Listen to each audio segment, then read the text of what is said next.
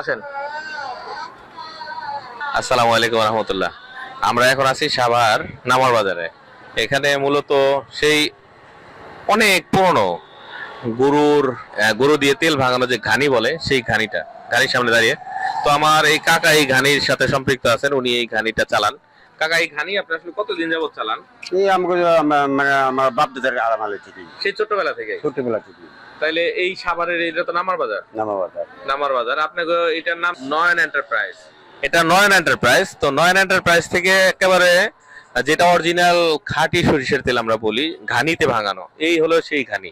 তো কাকা, আপনার নাম কি? আব্দুল মতিন। আব্দুল মতিন।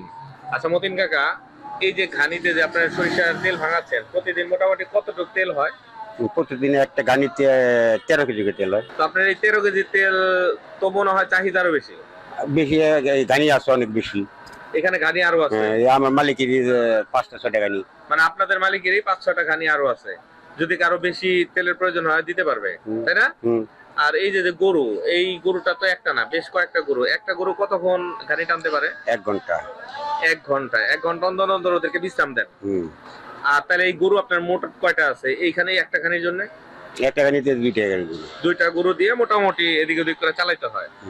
যাক, এখন তেল আপনারা কত করে সেল করতেছেন, মানে বিক্রির রেট কত এখন? বিক্রির রেট হলো আপনার 320 টাকা কেজি, 300 টাকা লিটার। মানে লিটারে গেলে 20 টাকা কম, আর কেজিতে গেলে 20 টাকা বেশি। এখন 2025 সাল, আজকে হলো 31 তারিখ শুক্রবার। আজকের রেট বললাম, তো আজকের রেটটা বললাম, এটা হলো 300 আর 320। তো সময় এদিক ওদিক হলে সেই ক্ষেত্রে দামের তারতম্য হইতে পারে। আর সামনে শীতের সিজন আসতেছে, সরিষার আবাদ হবে, তখন হয়তো একটু দাম কমতে পারে, তাই না? সরিষা যখন বেশি থাকবে, সরিষার দাম, নতুন সরিষা লাগবে, দাম একটু কমবো। তেলের দাম একটু কমবো, তেলের দামটা তখন একটু কম থাকবে। তবে অরিজিনাল খাঁটি দেশি সরিষার তেল এটা, এখানে দেশি সরিষার তেল। তো যাই হোক কাকা, আপনার সাথে ভালো লাগলো। আমরা যে জিনিসটা কখনো দেখিনি, আমাদের সন্তানরা এটা কোনোদিন চিন্তাও করবে না যে গরু দিয়েও তেল ভাঙানো হয়। ওরা সবাই জানে মেশিনে, তাই না? তো যাই হোক, আপনি এটা করতেছেন, আপনার ছেলে সন্তানরা কি করে? আমার বড় ছেলে এই কামই করে। হ্যাঁ, ছোট ছেলে ডিস্ট্রিক্ট ট্রাক চালায়। আচ্ছা, এখন আপনি এখানে যে আপনি নিজে যে জড়িত আছেন, আপনার কিভাবে কি বেতন টেতন কি আসে, বিষয় কেমনি কি? আমরা 18,000 টাকা বেতন পাই। বেতন 18,000 টাকা। সকালে কটা থেকে কটা পর্যন্ত কাজ করেন? 7টা থেকে 7টা পর্যন্ত। সকাল 7টা থেকে সন্ধ্যা 7টা। যাক আলহামদুলিল্লাহ। শুক্র শনি কি ছুটি ছাটা কখনো পান? কোনো ছুটি নাই। ছুটি পান না? যদি ছুটি নেই তাহলে বেতন কাটা। আচ্ছা, যাই হোক, এটা আসলে রেগুলারের কাজ, যে কারণে ছুটি ছাটা খুব কম। তারপর বাসা কি এখানেই? এখানে। যাক আলহামদুলিল্লাহ, আপনার সাথে কথা বলে অনেক ভালো লাগলো। আর সরিষাগুলো কোথা থেকে আসে, তারপরে খৈলটা কোথায় যায়? খোল এটা বেশিরভাগ যায় হলো রাজশাহী। খৈল রাজশাহীতে চলে যায়। ওরা কি কাজে ব্যবহার করে? ওরা পানির বড় দেয়, মাছের খামারে দেয়, এই সরিষাটা জমিতে দেয়। ভালো, খৈলটা ভালো, দামি খোল। দামি খৈল। এটা খৈল কিরকম সেল হয়? খোল মাসে 2 গাড়ি করে লাগে। 2 গাড়ি আপনার যায়, তাতে কিরকম দাম পান? অনেক দাম। মনে করে এক বস্তা খোলের দাম হলো 5,200 টাকা। এক বস্তায় কত কেজি খৈল হতে পারে? 74 কেজি। 74 কেজি। তাহলে তো খৈলেরও অনেক দাম, অনেক দাম। সরিষার তেলেরও অনেক দাম।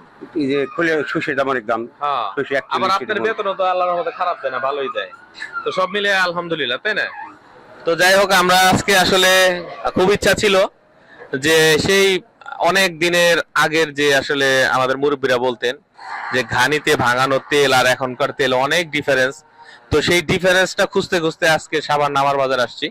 তো এখন আমি সচক্ষে একেবারে নিজেও দেখলাম, অবশ্য আমি ছোটবেলাও দেখছি। তো আমাদের এখনকার ইয়াং জেনারেশন যারা নতুন এই সমাজ ব্যবস্থায়, যারা আমাদের এই বাংলাদেশকে নতুন করে পথ দেখাবে, যারা আমাদের জন্য তৈরি হচ্ছে নতুন জেনারেশন, তাদের দেখানোর জন্য মূলত এই ভিডিওটা আমার করা। তো আপনারা যদি কেউ সরাসরি এখানে যোগাযোগ করে নিতে চান তাও নিতে পারবেন, আর যদি কুরিয়ার সার্ভিসের মাধ্যমে নিতে চান সেটাও নিতে পারবেন। যাই হোক, সেটা আলাপ আলোচনার মাধ্যমে হইতে পারে। তো আপনার সাথে কথা বলে অনেক ভালো লাগলো কাকা, ভালো থাকবেন, আমাদের দোয়া রাখবেন। দীর্ঘ সময় এই গরুটার আসলে চোখ বেঁধে রাখা হয়। এখানে একটু নজর দিয়ে দেখলে দেখবেন যে গরুর চোখটা শুধু কাপড় দিয়ে বেঁধে রাখা হয়েছে এরকম না, এটাকে আমরা ছোটবেলা বলতাম হলো গিয়ে বেতের সাজি। সাজিও ঠিক না, সরা বলে আর কি, ছোট করে। তো সাজির মতো ছোট একটা জিনিস, যেটা দিয়ে চোখটাকে প্রথমে আটকানো হয়েছে, তারপরে সেই চোখের উপরে আবার একটা কাপড় দিয়ে আটকানো হয়েছে, যাতে গরুটার মাথায় চক্কর না খায়। গরুটা যেহেতু একই জায়গায় বারবার ঘুরতেছে, হয়তো ও তাকায় থাকলে চক্কর খায় বসে যেতে পারে বা শুয়ে পড়তে পারে। সেই কারণে ওকে এমন ভাবে পরিচালনা করা হচ্ছে যেন ও মনে করতেছে যে আমি সোজাই যাচ্ছি। অন্ধকারের এক পথ, বিশাল পথ পাড়ি দিতে হচ্ছে ওকে। আবার পিছন পিছন অনেক ওজনদার কিছু কাঠ রাখা হয়েছে।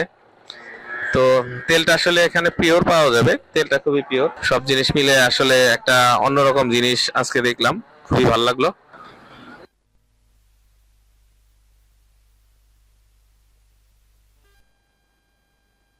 গরুটাকে কিভাবে সরাই নেওয়া হয় সেটা দেখতে পাচ্ছি। একটা গরু, আমার আঙ্কেল বললেন যে এখানে 1 ঘন্টা ও আসলে পরিশ্রম করে, 1 ঘন্টা পর ওকে সরাই আর একটা গরুকে দেওয়া হয়। এই যে গরুর চোখের যে টোনাটা সেটা একটু নিচে নামানো হয়েছে, এটা একটু ভালো করে দেখেন। এটাই সেই গরুর চোখ আটকানোর জন্য ব্যবহার করা হয়। আর একটা গরু 1 ঘন্টা ডিউটি করার পরে দ্বিতীয় গরুটাকে আবার আনা হয় এবং এই 1 ঘন্টা ওকে বিশ্রাম দেওয়া হয়। ও খাবার দাবার খায়, বিশ্রাম করে, 1 ঘন্টা পর ওকে আবার নিয়ে আসা হয়। তো এইভাবে 2টা গরু আপাতত এখানে ওনাদের এই ঘানির সাথে সম্পৃক্ত আছে। 2টা গরু দিয়ে কাজ চলছে। এখানে আশেপাশে আরো বেশ কিছু গরুর সত্যিকার অর্থে ঘানি, যেটা গরু দিয়ে টানা ঘানি, সেটা দেখলাম। আরো বেশ কিছু ঘানি আছে। যদি কেউ সশরীরে নিজে এটা দেখতে চান বা এখান থেকে তেল নিতে চান, আপনারা এখানে সশরীরে আসতে পারবেন। এটা সাভার নামার বাজার, এটা ঢাকা থেকে খুব কাছে। সাভার আসলেই হবে, ওখান থেকে নামার বাজারের কথা বললে গাড়িতে আসা যাবে, হোন্ডা নিয়ে আসা যাবে।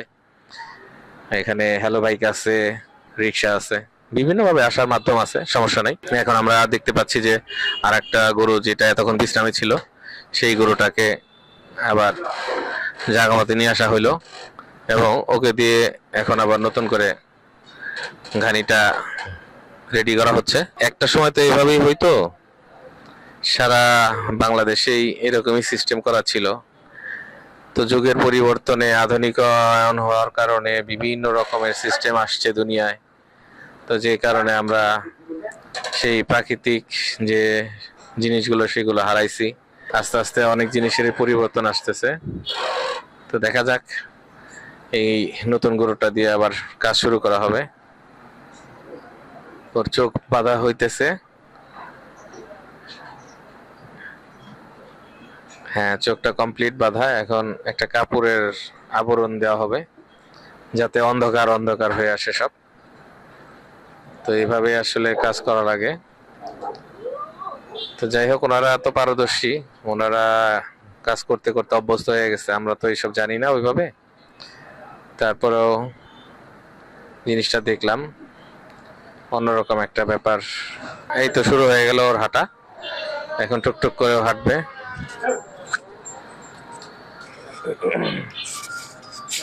আজ এই পর্যন্তই, সবাই ভালো থাকবেন, আল্লাহ হাফেজ।